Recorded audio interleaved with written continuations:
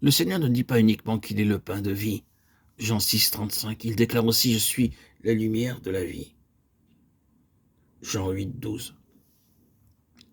La satisfaction donne la force, tandis que la vision concerne la marche. Nous avons déjà vu que Christ est le pain de vie. Nous allons voir maintenant qu'il est aussi la lumière de la vie. Frères et sœurs en Christ, l'expérience de beaucoup confirme que ce que nous voyons par la lumière de la vie est souvent quelque chose que nous ne pouvons pas exprimer. Cela paraît étrange de voir et de ne pas pouvoir l'expliquer. Un jour, quelqu'un questionna une sœur pour savoir si elle était sauvée ou non. Elle répondit « Oui, je suis sauvée depuis peu de temps. Cependant, je ne sais pas comment l'expliquer. Mais je sais que je suis sauvée. » Si vous croyez que je suis sauvé, et c'était vrai, je suis sauvé, et même si vous ne le croyez pas, je suis cependant sauvé. Ces paroles sonnaient justes. Elle était sauvée bien qu'elle ne puisse pas l'expliquer. Elle connaissait, mais elle ne pouvait pas l'expliquer. C'est pourquoi lorsque quelqu'un voit tout d'abord la lumière, il n'a pas forcément les paroles pour l'exprimer.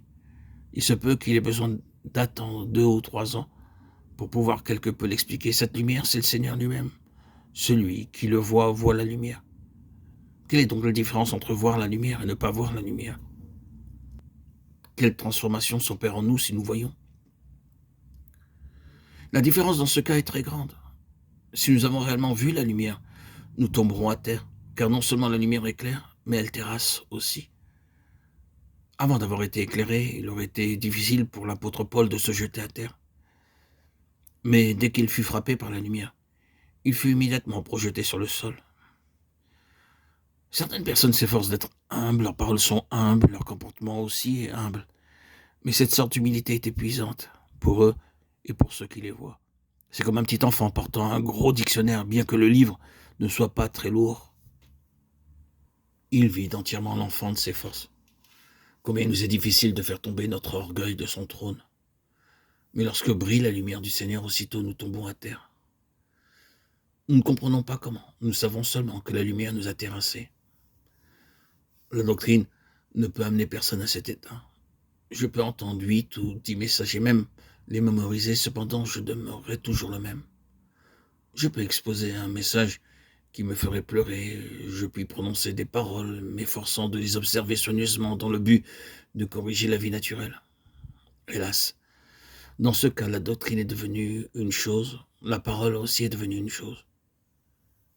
Toutes ces choses sont mortes, car elles n'ont pas de lumière. Il y a de la vigueur dans la lumière, elle peut accomplir ce que l'homme ne peut pas faire, ce que la doctrine ne peut pas faire, ce que l'aide que peuvent apporter mes frères et mes sœurs ne peuvent faire, et ce que mes efforts ne peuvent faire. La lumière de Christ le réalise immédiatement. Quand brille la lumière, nous devenons malléables. Lorsque Jean vit la lumière, il devint comme mort. Il en fut de même pour Daniel. Nul ne peut voir la face du Seigneur sans toucher terre. Personne ne peut apercevoir le Seigneur sans devenir comme mort. Le Seigneur Jésus est lumière. Tous ceux qui le rencontrent le voient tombent et sont affaiblis, devenant comme morts.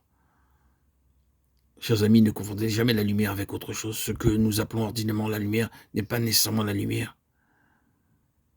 Celui qui voit le Seigneur est définitivement affaibli et brisé. Nul ne peut voir le Seigneur et vivre. La lumière, c'est cela. Le premier effet de la lumière, c'est de tuer. Sachons-le, la lumière ne vient pas uniquement pour vous permettre de voir. Ce n'est pas là son but premier. Lorsque la lumière descend, elle aveugle nos yeux. Elle doit bien sûr nous permettre de voir, mais cela se produit dans un second temps. Lorsque quelqu'un est dans les ténèbres et perçoit la lumière, il est incapable de voir. Que Dieu manifeste sa miséricorde dans l'égard de ceux qui sont des propres justes et des vaniteux, car de telles personnes n'ont jamais connu la lumière. Tout ce qu'ils ont n'est que de la doctrine et de l'information. S'ils avaient vu la véritable lumière, ils auraient confessé au Seigneur, que sais-je? Je ne sais absolument rien. Seigneur, tu es la lumière. En te voyant, je réalise maintenant que ce que j'avais vu auparavant, ce n'était rien que des choses. La lumière n'est pas abstraite, c'est quelque chose de concret.